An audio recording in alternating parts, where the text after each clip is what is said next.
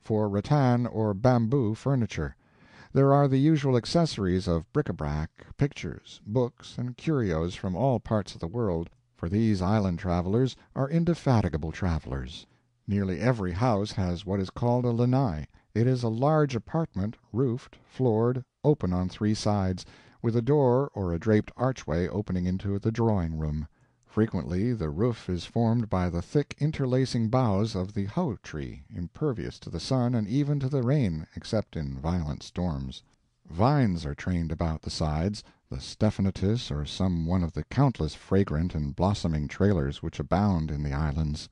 There are also curtains of matting that may be drawn to exclude the sun or rain. The floor is bare for coolness, or partially covered with rugs, and the lanai is prettily furnished with comfortable chairs, sofas, and tables loaded with flowers or wonderful ferns in pots. The lanai is the favorite reception room, and here at any social function the musical program is given and cakes and ices are served. Here morning callers are received, or gay riding parties, the ladies in pretty divided skirts, worn for convenience in riding astride, the universal mode adopted by Europeans and Americans as well as by the natives. The comfort and luxury of such an apartment, especially at a sea-shore villa, can hardly be imagined. The soft breezes sweep across it, heavy with the fragrance of jasmine and gardenia, and through the swaying boughs of palm and mimosa there are glimpses of rugged mountains, their summits veiled in clouds, of purple sea with the white surf beating eternally against the reefs, whiter still in the yellow sunlight or the magical moonlight of the tropics. There! Rugs, ices, pictures, lanais, worldly books, sinful bric-a-brac fetched from everywhere, and the ladies riding astride. These are changes indeed. In my time the native women rode astride, but the white ones lacked the courage to adopt their wise custom. In my time ice was seldom seen in Honolulu. It sometimes came in sailing vessels from New England as ballast, and then, if there happened to be a man-of-war in port, and balls and suppers raging by consequence, the ballast was worth $600 a ton, as is evidenced by reputable tradition. But the ice machine has traveled all over the world now, and brought ice within everybody's reach. In Lapland and Spitzbergen no one uses native ice in our day, except the bears and the walruses. The bicycle is not mentioned. It was not necessary. We know that it is there without inquiring. It is everywhere. But for it people could never have had summer homes on the summit of Mont Blanc. Before its day, property up there had but a nominal value. The ladies of the Hawaiian capital learned too late the right way to occupy a horse, too late to get much benefit from it. The riding horse is retiring from business everywhere in the world.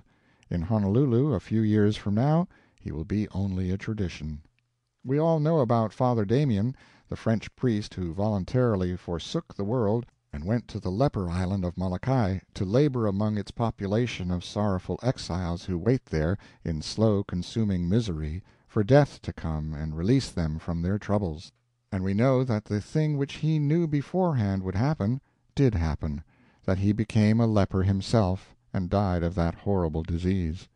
There was still another case of self-sacrifice, it appears. I asked after Billy Ragsdale, the interpreter to the Parliament in my time, a half-white. He was a brilliant young fellow and very popular.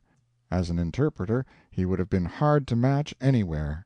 He used to stand up in the Parliament and turn the English speeches into Hawaiian, and the Hawaiian speeches into English, with a readiness and a volubility that were astonishing. I asked after him, and was told that his prosperous career was cut short in a sudden and unexpected way, just as he was about to marry a beautiful half-caste girl. He discovered, by some nearly invisible sign about his skin, that the poison of leprosy was in him. The secret was his own, and might be kept concealed for years, but he would not be treacherous to the girl that loved him, he would not marry her to a doom like his. And so he put his affairs in order, and went around to all his friends and bade them good-bye, and sailed in the leper ship to Molokai.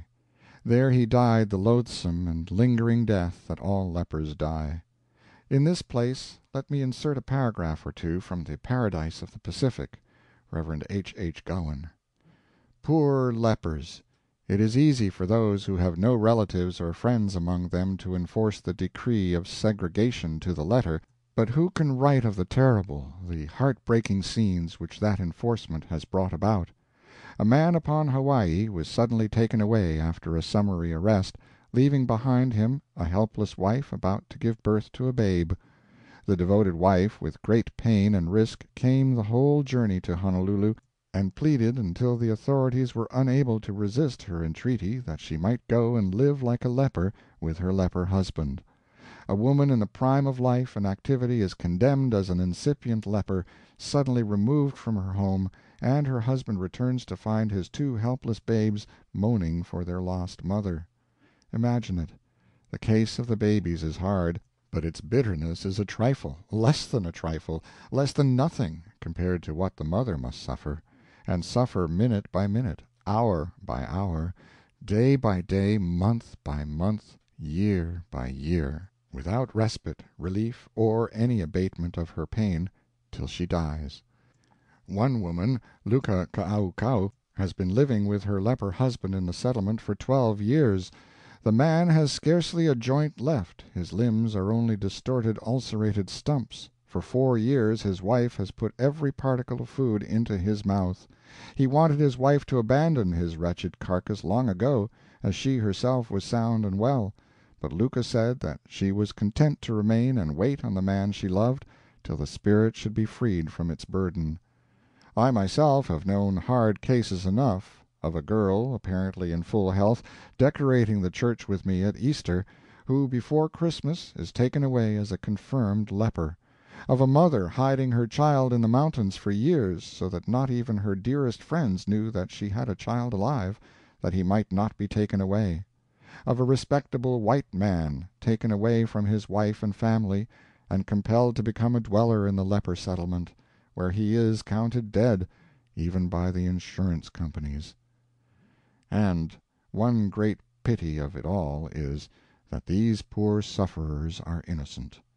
The leprosy does not come of sins which they committed, but of sins committed by their ancestors, who escaped the curse of leprosy. Mr. Gowan has made record of a certain very striking circumstance. Would you expect to find in that awful leper settlement a custom worthy to be transplanted to your own country? They have one such, and it is inexpressibly touching and beautiful. When death sets open the prison door of life there, the band salutes the freed soul with a burst of glad music. End of chapter 3.